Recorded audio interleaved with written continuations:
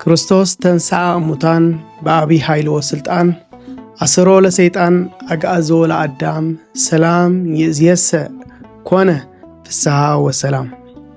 ስድራ እግዚአብሔር ዘፍቅረኩም ውሉዳት አምላኽ ከመይቀኒኹም ስለቲ ኩሉ ግብርታቱ እግዚአብሔር አምላኽና ዝኸበረን ተመስገነን ይኹን። ብሓቂ እግዚአብሔር አምላኽ ሰናይ ፍቃድ ኮይኑ ናብዚ ክብሩ በዓሉ በዓለ ትንሣኤ ብህይወት ጸኒሕና ተኻፈልቲ ናይቲ በረኸት ክንከውን ስለ ዝፈቀደ ክብርን ምስጋናን ንኣምላኽና ይኹኖ።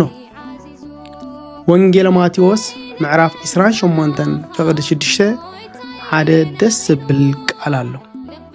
ንሱ ድማ ንህይወትና ኪንዮ እቲ በዓል ኣብዒልና ኢልና ጥራይ እንኸዶ ዘይኮነ ምስ ንህይወትና ትርጉም ሃልይዎ በቲ ትንሣኤ ጎይታ ኣቢልና ድማ እግዚአብሔር አምላኽ ንዓና ዝሃበና ተስፋ እግዚአብሔር አምላኽ ንዓና ዝሃበና ዓብይ ጸጋ ሰማያዊ ዝኾነ ጸጋ እንታይ ምዃኑ ዝነግር ሓቂ እዩ።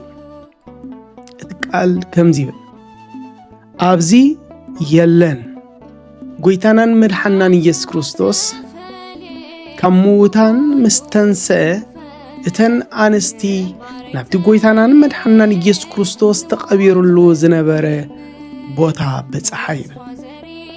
አንጊሄን ንግሆ ናብቲ ጎይታ ኢየሱስ ክርስቶስ ተቐቢሩሉ ዝነበረ ቦታ ከዳ። ኣብቲ እዋን እቲ ድማ መልአክ እግዚአብሔር ኣብቲ ቦታ እቲ ተገልጸ። ሽዑ እቲ መልአክ እግዚአብሔር ሓደ ዓብይ ዝኾነ ብስራት ነተን ኣንስቲ ነገረን። ንሱ ድማ ኣብዚ የልቦን ዝብል ኣበይ ኣሎ ጎይታ ኣበይ ኣሎ? ኣብዚ የልቦን ጎይታ ኣብ ሞታት የለን፣ ጎይታ ኣብ መቃብር የለን፣ ጎይታ ምስቶም ዝብስብሱ የልቦን፣ ጎይታ ኣብዚ የልቦን። ስኻ ኣበይ ኣለኻ? ድሕሪ ሞትካ ኣበይ ኣለኻ? ድሕሪ ሞትኪ ኣበይ ኣለኻ?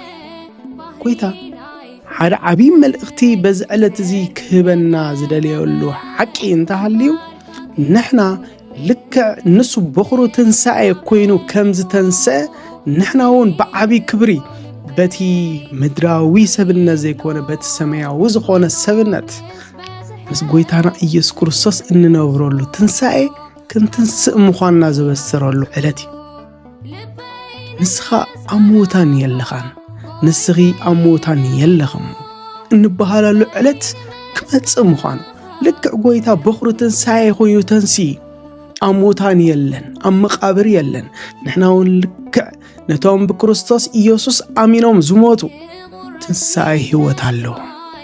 ምስ ክርስቶስ ናይ ምንባር ጸጋ፣ ምስ ክርስቶስ ናይ ምንባር በረኸት፣ ምስ ጎይታ ናይ ምንባር ተስፋ ኣለዎ። ንሕና ደቂ ተስፋ ኢና። በስቢስና ኣብ መቃብር እንተርፍ ሰባት ኣይኮናን። ልክዕ ከምቲ ጎይታናን መድሓናን ኢየሱስ ክርስቶስ ዝተንስኦ ንሕና እውን ክንትንስእ ከም ምዃንና።